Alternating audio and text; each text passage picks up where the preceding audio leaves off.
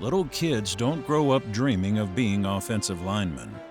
Offensive line happens to you. I remember talking to my dad one day, telling him I wanted to be like Jerome Bettis so I could be a big running back. He was like, son, I hate to break it to you, but I'm 6'3", your uncle's 6'7", your grandfather's 6'4", your great-grandfather's 6'7", your mom is pretty tall too, so it looks like you're gonna be a lineman, so you might as well get used to it. I had to lose weight, as a second, third grader, and that's kind of when they just put me on the offensive line. Then I started playing, in like a junior league, and they put a red X over my helmet because I was still too heavy. And at that time, I was like, I can't really lose any more weight. I'm a big guy.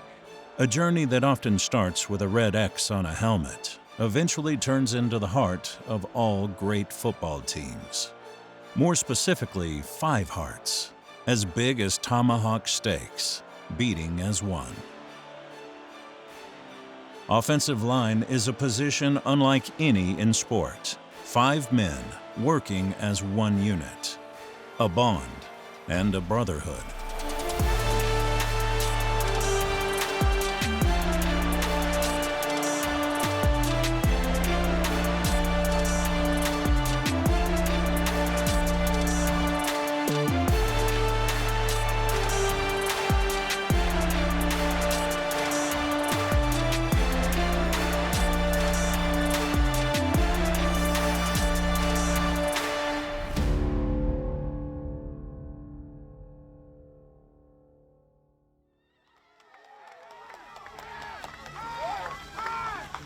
If you're looking, it's pretty easy to spot an offensive lineman in the wild. Probably a baggy t-shirt. But it has to be tight in the sleeves, because linemen love tight sleeve shirts. They're probably in some sort of like truck. I'm a truck guy myself. I feel like it's more convenient for my size. Probably in some comfy shoes too. Help our knees, lower back. We dress comfortably, because sometimes you kind of have to. And that's most of the offense line. I mean, we're comfortable, we sweat a lot, we're eating, we get food stains, that's us, we do that, but we don't really care. Never let an offensive lineman tell you that they think they have drip. That's for skinny people. It doesn't look good on fat people. Tyler Booker is the exception to the rule in more ways than one.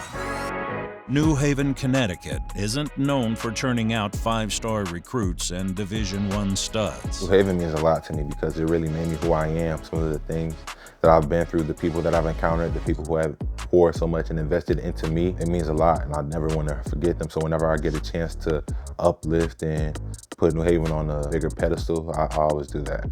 New Haven means a lot to all of us, and the community definitely comes together when we need them to. So now when he comes back home and he does the free camp for the kids here, those same people are still coming back to support them, be it if they have their own kids in the camp or if they're just there as a spectator to support. It's always great to be back in New Haven, see a lot of the up-and-coming athletes. What I aim to do is really globalize the talent in New Haven. It makes sense, but when it comes to drip, the starting guard for Alabama is at high tide. From head to toe, Tyler Booker oozes drip.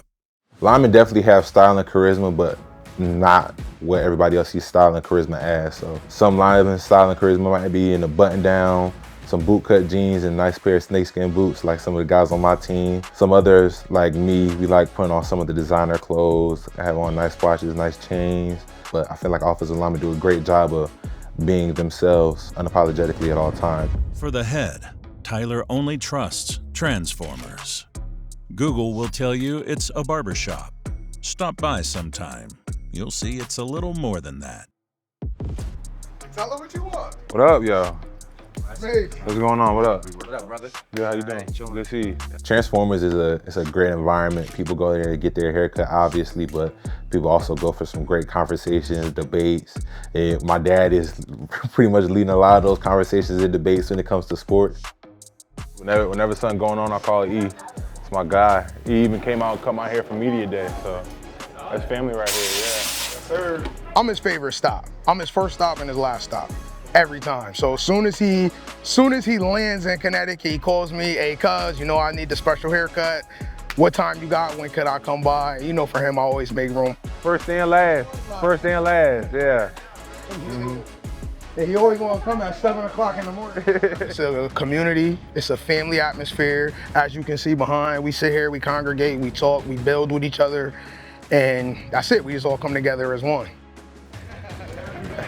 Appreciate you, cuz. Anytime, man.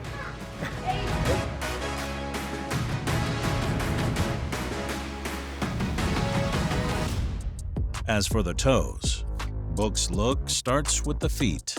Guy like me, I'm a big shoe guy, so I used to build my outfits from the bottom up, and that's why I went wrong on media day. So I got the suit first, and then I looked for the shoes last. It worked out great, the shoes worked perfectly, but I went away from the program. I gotta stick to it. If he get this in duffel, that's gonna be my game day bag. I feel like that's what you asked. Monogram tie, that'll kill it. In a simple black and white suit. Now you teaching me the game. Putting me on. Giving me ideas. I gotta, business casual inspired by Tyler Booker. You know what I'm saying? Don't let the Gucci loafers fool you. Tyler Booker is still a lineman, and every lineman has a lineman story. For Book, it didn't get any darker than a Black Friday in Pop Warner Youth Football. That was the first time I ever felt real heartbreak. That junior Pee Wee season, I think I was 9 years old, and that's when I really figured out that's like football is what I want to do with my life. That was when I really came into my own, and the whole year my family and I did a great job of keeping me under the weight limit all the way up until the regional finals game. So I'm in the car. I get a phone call, and one of my cousins is a coach on the team, so he called me. He's like, Tyler can't play. I dropped the phone, and I had this look on my face, and my brother and my mom in the car, what's wrong with you? What's wrong? What happened? What happened? What happened? I'm thinking something happened to Tyler. No, he's like, he can't play. I'm like, what do you mean he can't play? Why can't he play? He's overweight. He's overweight? What do you mean he's overweight? When I got there, I seen his eyes welted up from crying, but he was still on the sideline rooting his team on. It was on Black Friday, so it was a setup. So Thanksgiving, then I got to weigh in the next day. And had one too many pieces of chicken, and I was over the weight limit, but that was really tough for me because I really led my team to that point, but it just taught me a lot about being consistent and not getting too comfortable. And I think that was the year I knew, like his first game that year, I knew like this kid's gonna be able to play football far beyond what he's doing right now. Tyler would use this setback as motivation. Working closely with trainer Frank Quito at Breakout Athletes to make sure his skills would never again be left on the sidelines. Great. How your arm doing?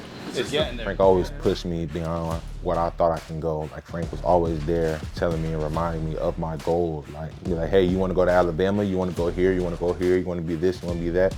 Okay, it's time to prove it. Tyler started when he was around 8 or 9 years old. He would contact me to say, hey coach, do you have any time this Saturday? And I would say, Tyler, the only time I have is 7 a.m. He would come in at 7 a.m. Most athletes want to sleep in on Saturday. So you knew early on, had all the drive that was going to be necessary to be successful.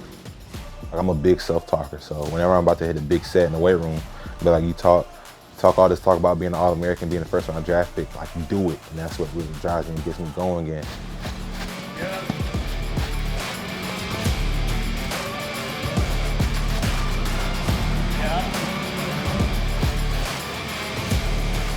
Let's just start a little bit on the slow side.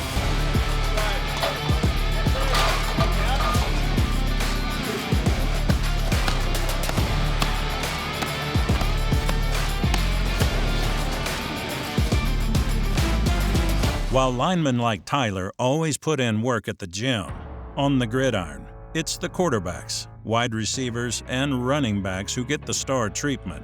So much so that they're referred to as the skill positions. Offensive linemen may not sell the most tickets or jerseys. With offensive linemen, it's always about others, never self. The big boys want you to know, whether it's someone picking up your daughter or someone looking for a date, you could do a lot worse than having an offensive lineman show up at your door.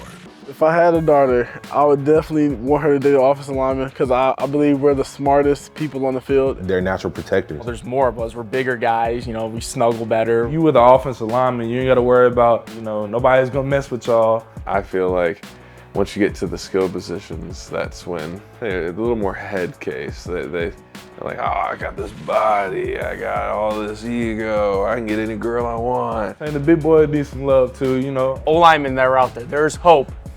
A slim possibility that you can get a girl. Tune in to the next episode of O-Line, presented by Duke Cannon, to see why pancakes are every offensive lineman's favorite food. as well as a visit with Notre Dame guard Rocco Spindler to see if you can still call it a foot-long coney dog if you eat 3 of them. I'm a champion.